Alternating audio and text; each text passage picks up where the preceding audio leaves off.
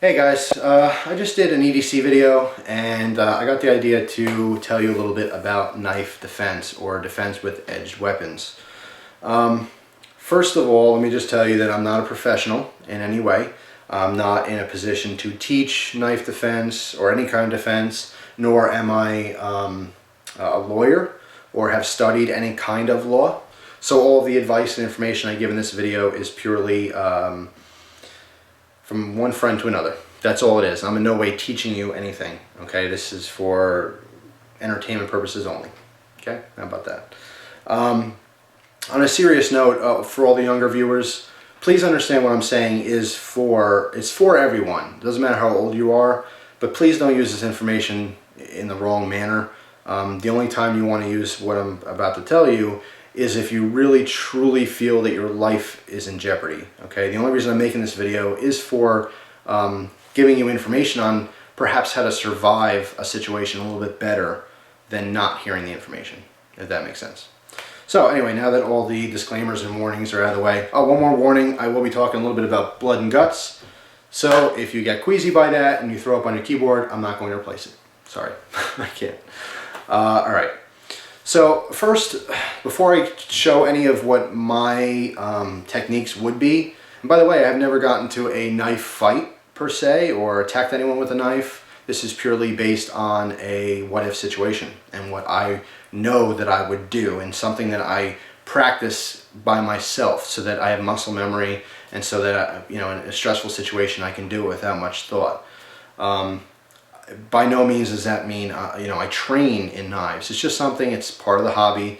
You talk about knives enough, eventually the subject of defense or knife fighting kind of pops up. I have read plenty of books on knife fighting. I've seen lots and lots of, instructional videos, mostly on VHS tape back in the day. When I did a lot of trading, for some reason everyone had like knife fighting videos and they constantly were throwing them into trades. So I've seen a lot of stuff from James Keating. I've seen stuff from just tons of guys that I can't think of. That's so stupid. Oh, tons of guys like James Keating and I can't think of any of them, honestly, off the top of my head. I can picture them. I can picture all of them. How about Michael Janich? There's another one. Both those guys know what they're talking about. There's a slew of them. But all of a sudden, as soon as I said I know a bunch of guys who I can... my brain melted. I should just do the video over, but I'm not. All right. So, yeah, this is just for me to you. Just a guy. I'm just a guy, not a teacher. Let's talk about defense first, okay? Defense is a tricky word, okay? There's a lot of situations where you may feel like you can defend yourself, and some of those situations you can't legally, okay? We have law in one hand and we have morals in the other, or opinions. They definitely don't mix. Law and opinions, no. Opinions are very much a gray area. Law is black and white. Here's what you can do, here's what you can't do. Yeah, what about? No, sorry, black and white. So, and law is not perfect by any means. We have a system, okay? Not just in the United States of America, but in every single country you have your own system, your own laws. Nothing's perfect. It's as good as whoever made it up thought it would be. But there's also a lot of situational things, and there are innocent people who go to jail because they really didn't know what the law was. They didn't understand what they can or cannot do. And that's one of the reasons I'm telling you, or making this video, is to inform you to really think about it, and if nothing else, research it for yourself. Don't take my word for it. Research it. If this video interests you, start searching. Use the Google. That's what old people say. You use the Google, that's like taking the pot. Anyway, yeah, research it. Get some books, go to the library. Some of you younger people ever even seen a library besides your school? I used to go to the library all the time. I look for every single knife-related book and gun books. Even back then, I thought it was really taboo. Like, I never thought I'd actually own guns, but I thought, oh, let's look at the gun books, they're cool. And just, I like learning, reading. But of course, we have the computers these days. It is a great advantage to have YouTube because you can be as lazy as you want. You click on a video and it definitely holds your attention more. I think for people who don't like reading, you can watch a video for hours, but you open a book and you're like, you get 2 paragraphs in, you're like, I'm bored. Close the book, put it away, make a sandwich. You know what I mean? But videos are awesome, so take advantage of it. Learn as much as you can. All right, so Defense, let's get back to that. What does defense mean? Well, by law, and I'm talking, by the way, in the United States. I don't know what other countries' laws are, so I'm sorry I can't really help you. I think generally what I'm about to say is probably a good rule of thumb, but there may be differences between countries and where you live. Defense, what can you do legally to defend yourself? You can use necessary force. It's a very specific word, necessary. Not abundant, not excessive. That's another word which you'll probably hear in court cases of knife defense stuff or even gun defense situations. Excessive, necessary. These are important words to know what they mean because there's a huge difference between excessive and necessary. Necessary is what needed to be done. Excessive is more than what needed to be done. You know, it's too much. And it's very situational. I can't tell you every single scenario there's going to be, but I can give you a common example we'll work around with this video. So here's the example. You're in a crowded city-like setting. Okay, this isn't going to happen in the woods, you know, where I live, but you're in a city setting or a more urban setting. Okay, you're walking down the street, or maybe let's just say we're in a nightclub because now people are drinking and maybe, you know, not so great thought going on. You bump into someone. You know, you're walking to go take a leak in the bathroom or something, bump into someone, you know, shoulders. Kind of a good bump too. I ain't talking about no little hair wispies going by. I'm talking about, you know, big old shoulder bump. Hey man. And that's how some people will react. Some people will say, oh, I'm sorry, you know, or excuse me. But some people go, hey man, what's up with that? You know, they get defensive. Maybe they're upset. Maybe they're arguing with the girlfriend. They're loaded. And they go, hey man, what's your problem? And now it starts to grow. Okay, talk about a fire. Now we just sparked something and we have a little ember. Okay, so now the fire is starting to grow. And then it depends on how you react too. And this is one of the most important things. Get away from a situation, okay? If something is looking hairy, get away from it. It's so easy for us guys, specifically, to be egotistical and testosterone filled and the adrenaline starts pumping. If nothing else, you don't want to be embarrassed, okay? If you're in a group setting and someone calls you a name, even if it's stupid, most guys, you don't want to be embarrassed. There's nothing wrong with that. You don't want to just take it and walk away like, oh, you know. That your ego is hurt. And some people can't handle that. You just can't handle it. So what do? You reply with something equally disgusting or offensive, or you try to be funny about it. That's usually what happens in a group setting. Now you're trying to show off for people. They say something stupid, you say something even stupider, making fun of them, but also trying to be funny. Everyone laughs. Now this guy's really upset because everyone's laughing at him. And vice versa. Maybe he says something to you and everyone's laughing at you. It doesn't make you feel good. You feel like crap. You feel, like I said, embarrassed. So what do you want to do? You want to get up in arms, puff out the chest, and then let it fly. And then what happens? You get deeper and deeper into the hole, more and more into trouble. Now words only last for so long.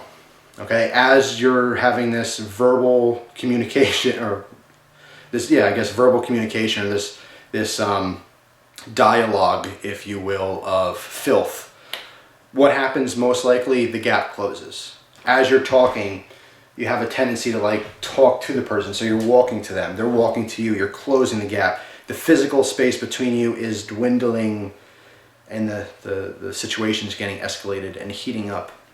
And what happens usually, if it's not resolved, I mean, this all happens within seconds too, all right? That's the hardest part, is there's not enough time to really think for some people, especially when you get drugs and alcohol involved in this situation. You're not thinking straight, okay? And particularly if there's women around. You definitely don't want to look stupid in front of some good-looking women.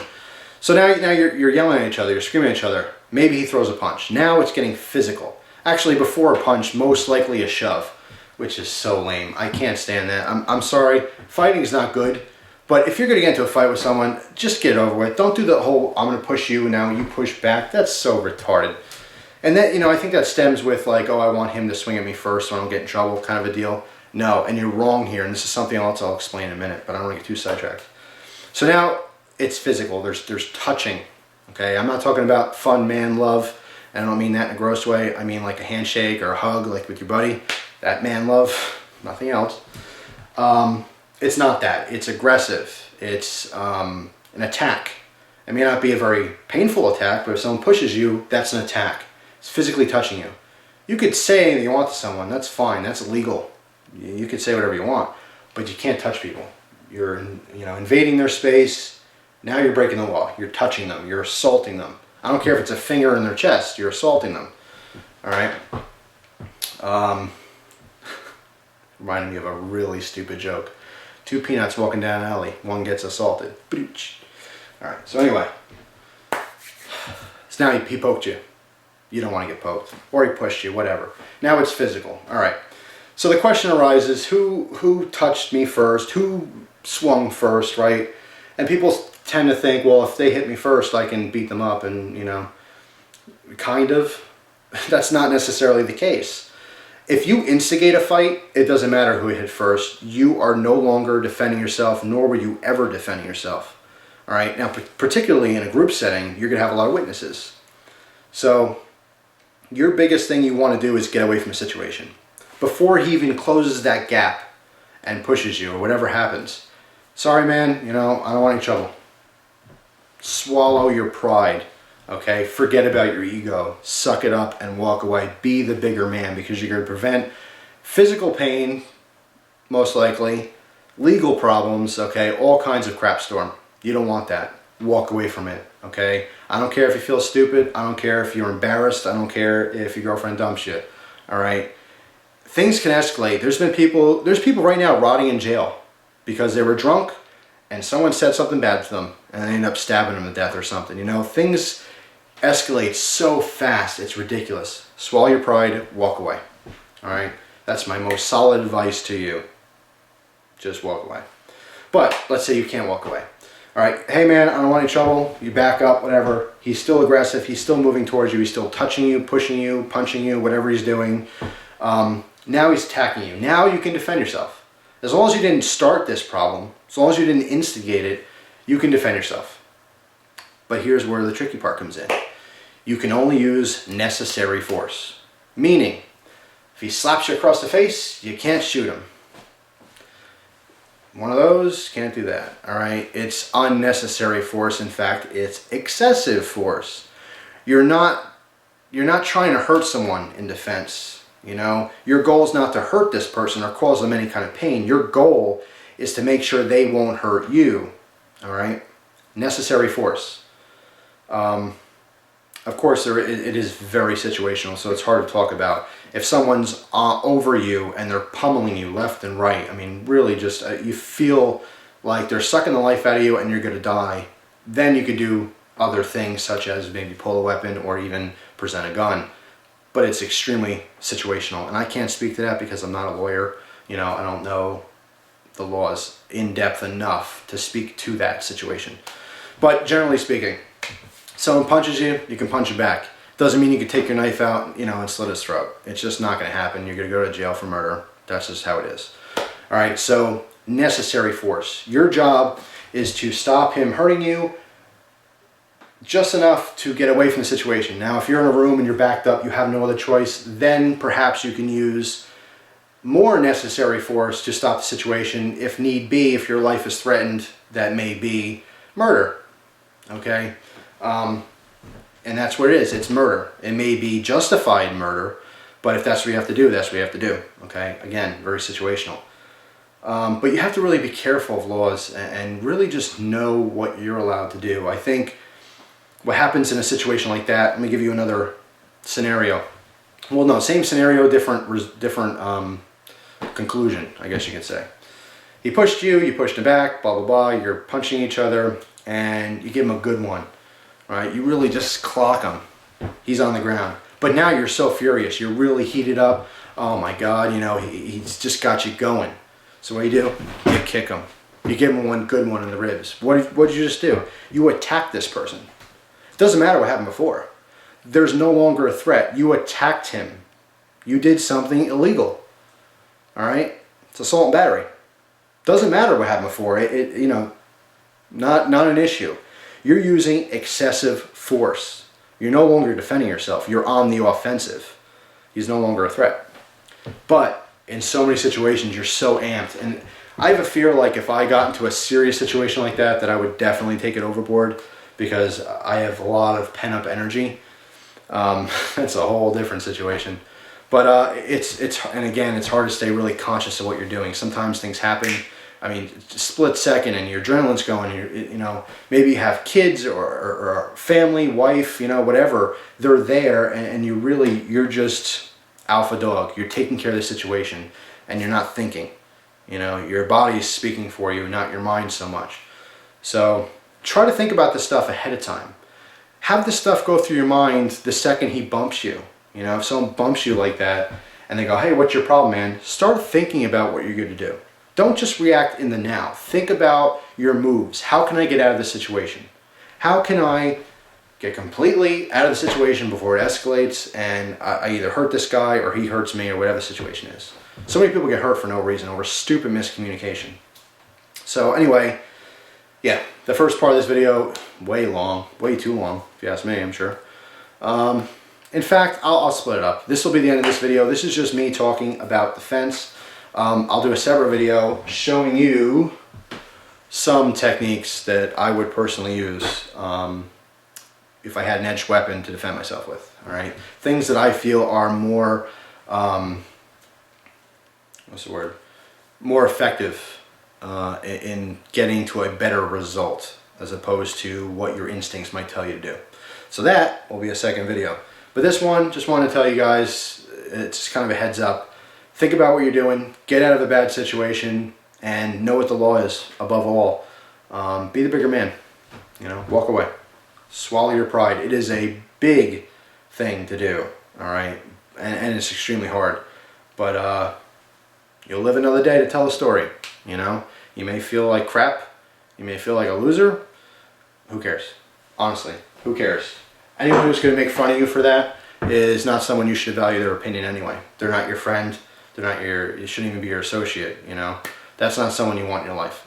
Anyway, that's enough for this video. I thought I had something else to say. Maybe not. We'll continue this in another video, and I'll show you those techniques. All right, thanks for watching, guys. Appreciate it. Hope you enjoy the rest of your day. Take care.